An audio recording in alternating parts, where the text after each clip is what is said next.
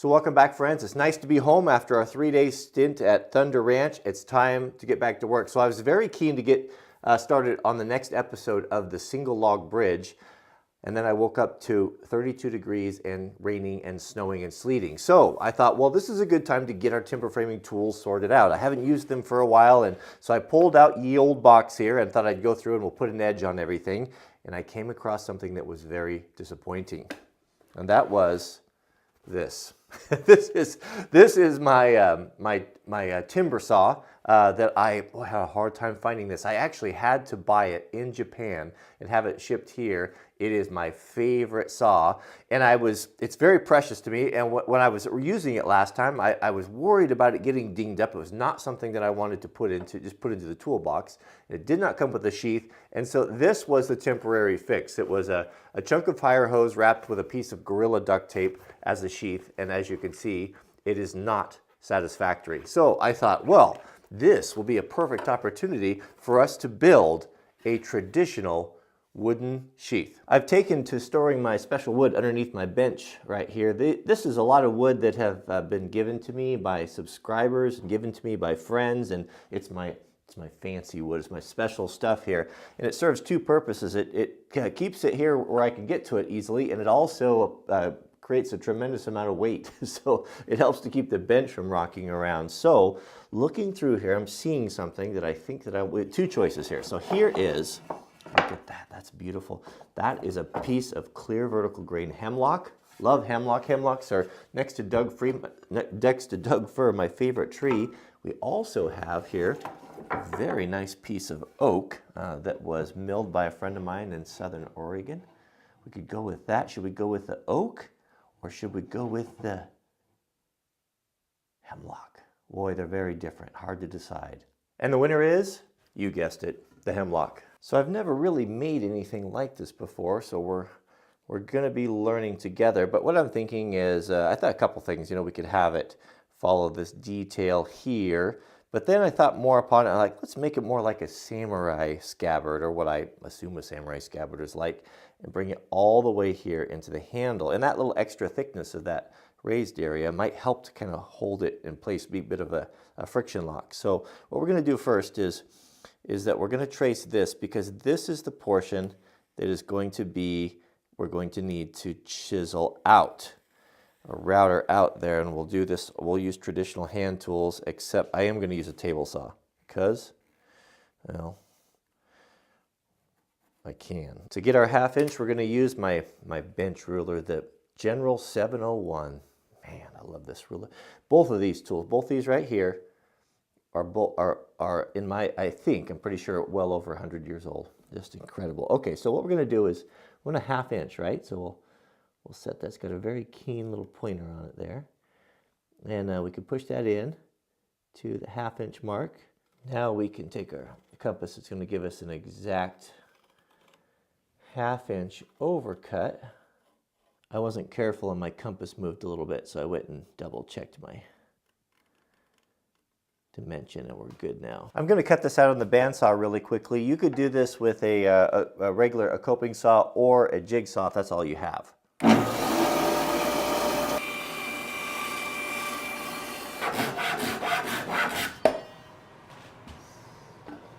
So here's the rough cut, or the rough shape there, and you can see how that's going to fit on there. That is very nice. I changed my mind. I should have known better. I like a mix of round with square angles, and I was going to radius that right there, but when I took it off the bandsaw, I thought, man, that looks really, really cool. We have that beautiful radius on there, and then we'll do a little radius right there that will follow that line, and then a square line here, and we'll just do that slash cut right there and not knock those corners off.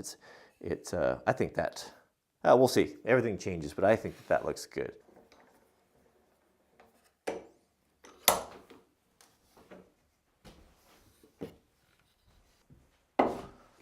Now would be a good time to click the thumbs up if you haven't already.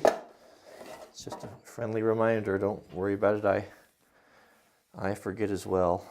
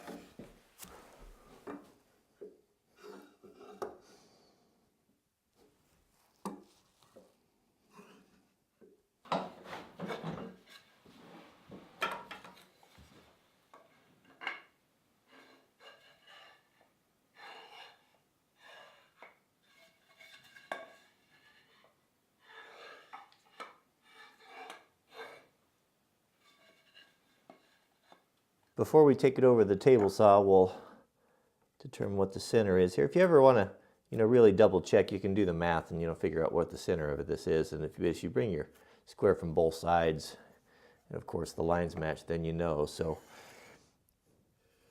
we'll just put it on here. So we'll just do the whole thing so we can see, make sure when we're cutting that we're where we want to be. Now we have our two perfect halves. I spared you the boring details of the table saw, but we simply just stripped it right down the middle. And now these will be able to fit together nice and tightly. We'll glue them together, and if we do it right, they'll actually look like one piece. With our halves separated, we need to get that exact detail transferred onto the inner pieces, as you can see right there that I have on this one. And how I did that was I just laid the saw out here, and I put it tight right here at the edge. And then I took two combination squares and set them for a 1/2 inch depth. That was what our overcut was, right? And so I just I put this one here and match that saw up. So I'm in contact here and here.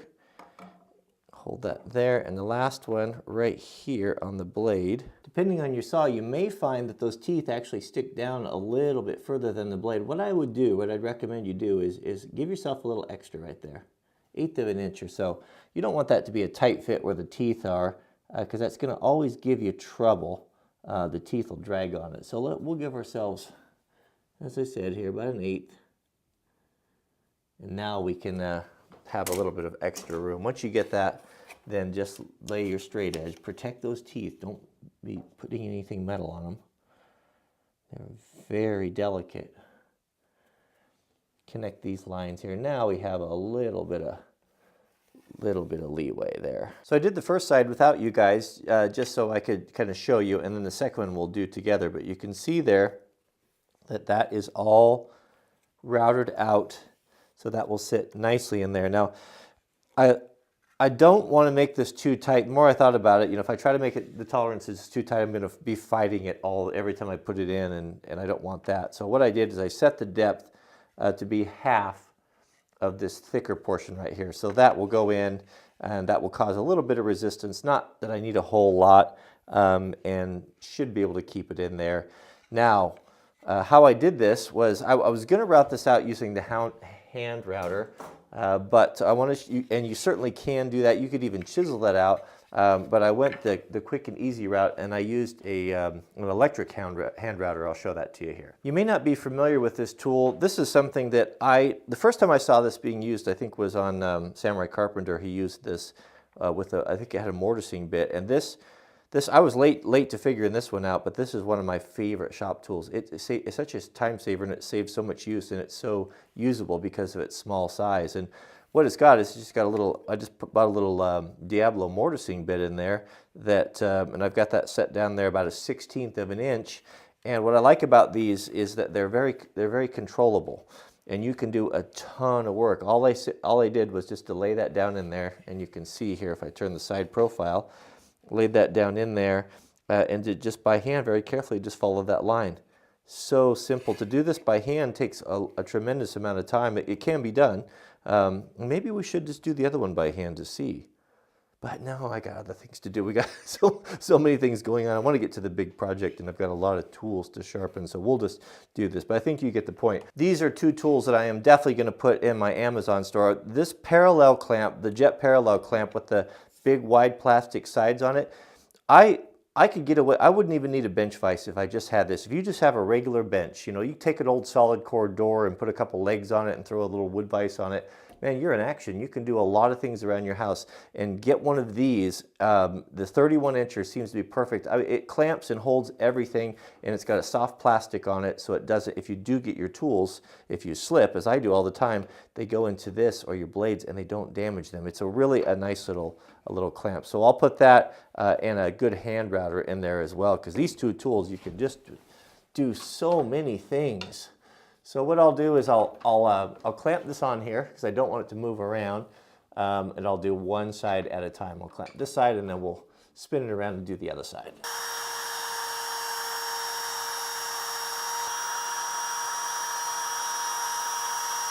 Now, because we have square edges and a round router bit, you just take your chisel and you might need to clean up those corners a little bit. If we did our work right, it should lay right in there.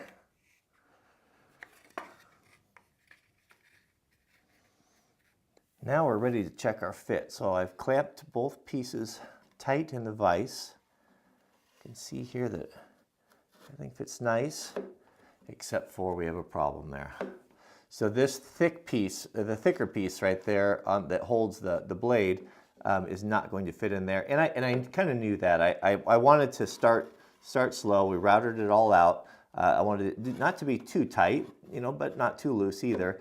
I'd like to have this to be really precise and just create a little bit of friction on there. So what we're going to do is we'll take this apart and trace that out and then take that down just a little bit so that fits in there. But so far, so good. Now remember, as I've always said, this is marginal woodworking, so don't come here for how to do anything. So one good thing we can do here is we can take this off. Take the blade off. These are replaceable, by the way, if you didn't gather that already. And now we have a perfect template right there. So that's the only portion that needs to go down. We don't need to remove a whole bunch of material. So we can just draw that there.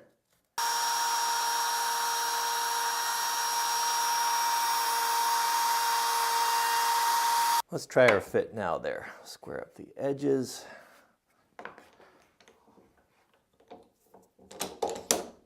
Oh, it does have a delightful shape to it, doesn't it? Just like kind of a copy of that beautiful blade. Hold these tight. Yep, that's it. It's not super tight. It'll come in and out very easily. I don't have as much retention in there as I probably would have liked. No, I think it is actually. I think it's probably just about perfect. But this isn't something that needs to stay on. It's not like a knife sheath that's got to be strapped on. It's going to be put in the box. This is just to protect it while it's lying in my toolbox. But that fits very nicely. Here you can see from the back side, so we've got that really small kerf there, and then that oval, the bigger where the handle fits in. Let's take a quick look here before we glue up. We can see it's not overly tight anywhere, so it's not going to give us trouble, but isn't it beautiful? It's very beautiful. Once that's clamped in there, you can see that is going to almost look like one piece, especially after we plane it, and the glue will fill up any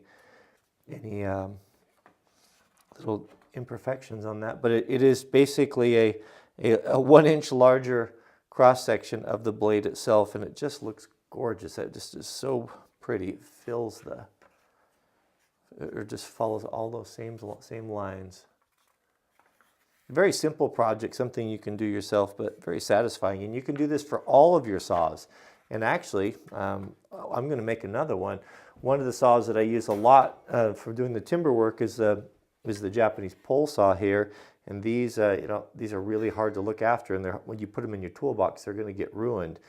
So we could do the same thing, do that half inch over for this, and make a case for that as well. Make a nice set, make one for all of the saws there. So let's do our glue up real quick and get it clamped, and then we'll wrap it up. Okay, so we want to be kind of careful with this. I mean, we don't have a ton of surface area there, so we don't want to get too carried away with our glue, because if we get a whole bunch of glue that comes out, and then our saw is not, or on the inside there, then our saw is not going to work, is it? Or it's not going to go in there. So we're going to have to just be very sparing here. As I said, so it seems like in my woodworking projects, it all comes undone when the glue comes out. I always use too much. All right, we'll glue both sides, cover that whole area. There we go. That looks a little bit better. Let's wipe off that excess. I don't care if it comes out on the outside, because we're gonna hand plane all of that and make it nice. Well, that looks pretty good. We need glue. That shouldn't be too much on the inside there. Now, if you have a flat surface, since we have that flat bottom, we can use that. There we go. We'll use that. I think what I'm going to do is I'm going to clamp it in a vise, and then we'll use a small clamp on the front portion right there. Here's another area where those big jaws on that clamp come in so handy. And one last time before the glue sets up, we'll just double check that everything's working and in a line. All right, friends, so that's it for today. I'll show you, we'll do that last planing a little bit once that glue sets up. Probably should show you the finished sheath. We're going to use that for the one log bridge. So I've got some chisels. I got some chisels and bark spud and lots of tools here to sharpen up and prep for that. But hopefully the weather will cooperate tomorrow. Oh, one thing that came up the other day on saws that someone asked, I thought I'd share with you, is several of you bought the Ichiban, the Ichiban saw that I recommend for doing your garden, working on your yard, and it's just a wonderful saw.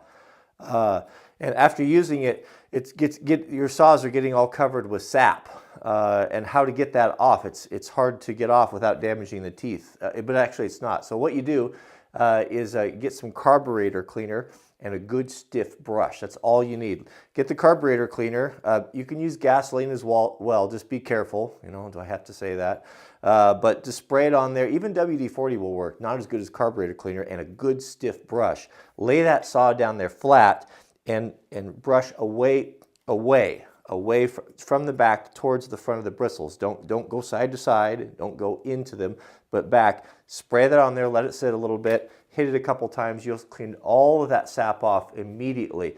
The best thing to coat your saw blades with when you're done, of course, is any sort of a protectant. WD-40 is good. I like WD-40. I like Ballistol. I keep my Ballistol in on a silicone type of rag here, like a gunsmith rag. Any sort of rag will do. And that way it lasts forever. So even your WD-40, you know, when you use your WD-40, what you spray on there and what actually gets on the item that you're spraying, you're probably getting like 0.001% of what's falling on the ground and going out into the air. So what you do is get yourself a little plastic tub, a little Tupperware or a butter dish or whatever, something that will seal, a nice quality rag like a gunsmith rag. Saturate that thing and then wring it out in there and then keep it in there. And then when you want to protect stuff, you pull it out and you just wipe it down. Wipe it down, and you don't waste all of that material, all of that penetrating oil. It works better. So it's not just for hand planes, but it works for everything. So that's what you want. All right, thanks for watching. Let's keep us in your prayers, and also that the weather will be nice tomorrow so we can go back outside. And we'll see you guys on the next video.